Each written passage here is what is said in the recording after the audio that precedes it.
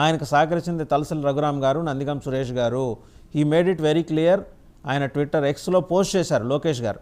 మొత్తం అంటే స్పష్టమైన ఆధారాలు వచ్చేసినాయి. ఒకటా రెండా, ఒకవైపు అప్పిరెడ్డి గారు ఆయన అప్రూవర్గా మారిపోయే ప్రయత్నం, రెండో వైపు ఏమో కుట్రలో నేరుగా మాజీ ముఖ్యమంత్రి గారే ఇన్వాల్వ్ అయ్యారు, ఆయనదే ఈ పథక రచన.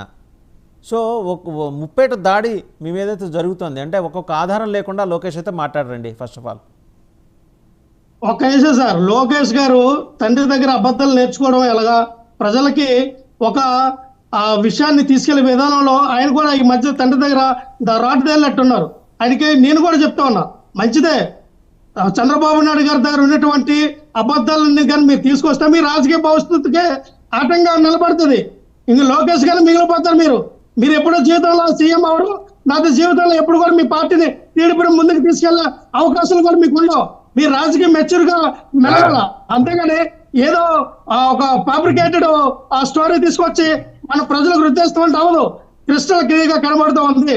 ఆ బోట్లు మీరు రంగులేసిన బోట్లు కిందసారి మీరు అధికారంలోకి వచ్చినప్పుడు మీ నాయకులు అదే ప్రకాశం బ్యారేజ్ పైన చేసినటువంటి ఇసుక తవ్వకాలను మీరు ఎవరికైతే ధరదత్తంగా అప్పగించారో ఆ ఇసుక ప్రెసిడెంట్ ఎవరైతే ఉన్నారో ఆ యొక్క సిండికేట్ వ్యాపారస్తులందరూ కూడా ఈ రోజున ఆ బ్రిడ్జిను కోల్చడానికి మీకు సహకారంతో మీ సహకారంతో బయటకు వచ్చినాయి. ఎందుకంటే కేవలం వరద బాధితుల యొక్క ఆర్తనాదాలు బయటికి వెళ్ళకూడదండి. ఈ స్టోరీని డైవర్ట్ చేయడానికి చేసిన కుట్ర టీడీపీ, ముమ్మాటిగా టీడీపీ చేసిన కుట్ర. ఇది జగన్మోహన్ రెడ్డి గారి మీదకి ఆపాదించారు తప్ప జగన్మోహన్ రెడ్డి గారికి లేదా వైఎస్ఆర్ పార్టీ నాయకులకి ఎటువంటి సంబంధం లేదు. రైట్, సురేంద్ర నాయుడు గారు మాట్లాడతారు. సురేంద్ర నాయుడు గారు, ఇప్పుడు దస్తగిరి ఏ విధంగా అయితే అప్రూవర్ గా మారేపాటికి వీళ్ళ జీవితాలు ఈ రోజు పరిస్థితి ఏమైందో చూడండి. వీళ్ళ పార్టీ పరిస్థితి దస్తగిరి మెయిన్ కారణం. ఆ రోజు వివేకానంద రెడ్డిని చెప్పేదానికి ఆ రోజు ఆయన అప్రూవర్ గా మారిపోయినాడు. రేపు వీళ్ళు 40% వచ్చినాయి మాకని సంకలు గుర్తుకుంటున్నారు కదా 11 మంది. అదే విధంగా ఈయన పులివెందుల ఎమ్మెల్యే, ఈ పులివెందుల ఎమ్మెల్యే చేసిన అరాచకాలు గాని, అదే విధంగా సజ్జల రామకృష్ణారెడ్డి చేసిన అరాచకాలు గాని అన్ని కూడా బయట రాబోతున్నాయి. ఎవరైతే లేళ్ల అప్పిరెడ్డి బయట వచ్చిన తర్వాత ఇవి రాబోతున్నాయి. ఇంకా 3 అప్రూవల్ గా మారిపోతున్నారు సార్. మీకు తెలియని విషయం, ఇంకొక విషయం తెలియజేస్తున్నా, ఇంకా 2-3 అప్రూవల్ గా మారబోతున్నారు. వీళ్ళ ఫీజులన్నీ ఎగిరిపోబోతున్నాయి. మా దాంట్లో 1-2 ఏదైనా ఇల్లీగల్ వ్యాపారాలు చేసి ఉంటే తీసి పక్కన పడేస్తాం, ఏం ఇబ్బంది పడేది లేదు. వీళ్ళలాగా ఇప్పుడు ఒక ఎమ్మెల్సీ ఒక డ్రైవర్ ని సురేంద్ర నాయుడు గారు, వీటన్నిటికన్నా ఫస్ట్ మీరు చేయాల్సింది ఏంటంటే కాకినాడలో ద్వారంపూడి చంద్రశేఖర్ రెడ్డి గారితో చట్టాపట్టాలు వేసుకుని తిరిగే తెలుగుదేశం మాజీలు తాజాలు వీళ్ళందరి సంగతి కూడా తేల్చేయండి. మీరేంటనేది జనం మెచ్చుకుంటారు. అంత ఐకమత్యం ఎక్కడా చూడలా, నేను కాకినాడలో చూసినంత ఐకమత్యం ఎక్కడా చూడలా. నిన్నటి వరకు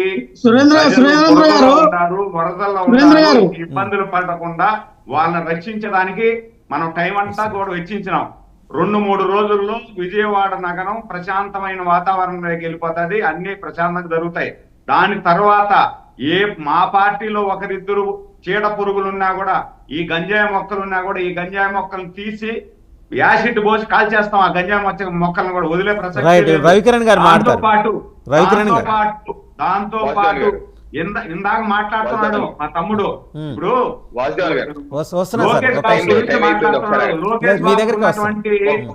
మీకున్నాయా? లోకేష్ బాబుని గురించి ఏం మాట్లాడతారు మీరు?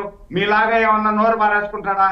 ప్రశాంతమయంగా ఆయన పని ఆయన చేసుకుంటున్నాడు. ఆయన మీద ఎందుకు పడి ఏడుస్తారు మీరు? ఇంకా రైట్, ఆగండి లక్ష్మణరావు గారు, రవికిరణ్ గారు మాట్లాడతారు. ఒక నిమిషం రవికిరణ్ గారు మాట్లాడండి. ఒక నిమిషం ఆగండి, మీకు వస్తా. ఈ బోట్ అంశం మీరు చెప్పారు కానీ దాని మీద ఒక పాయింట్. ఇప్పుడు ఈ బోట్ అంశంలో ఎవరైతే ఓనర్లు ఉన్నారో ఉషాద్రి గారు, రామ్మోహన్ గారు పోలీసులు అరెస్ట్ చేశారు. మన సోమవారం కోర్టులు పెట్టారు. ప్రభుత్వం కూడా వాదన వినిపించింది. ప్రభుత్వ వాదనలో ఏకీభవించి వాళ్ళని రిమాండ్ పంపించారు. అయితే వారు రామ్మోహన్ గారు వచ్చేసి తలసిల్ రఘురామ్ గారి బంధువులు అని చెప్తున్నారు. సో బట్ ఇప్పుడు వైసీపీ పార్టీ వాదన ఏంటి?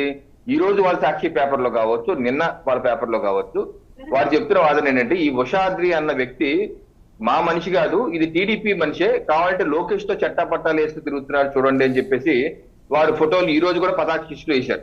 సో ఇది వాళ్ళ పేపర్ లో వేసింది, ఇది వాళ్ళ ఫోటో పెట్టింది ఇదనమాట. ఇది ఉషాద్రి ఇక్కడ ఈ ఫోటో చూస్తే ఇక్కడ చేతిలో ఏదో పట్టుకున్నారు వీళ్ళందరూ అన్నది కనిపిస్తా ఉంటది. అది ఏం పట్టుకున్నారు ఏంటి అని చూస్తే వాసుదేవ్ గారు 11 జూలై 2024 ఇది కంప్లీట్ ఫోటో. ఈ కంప్లీట్ ఫోటోలో ఆ ఉషాద్రితో పాటు 10 మంది ఉన్నారు. వీళ్ళందరూ ఎవరంటే అమరావతి ఇసుక బోట్లు ఓనర్ల అసోసియేషన్.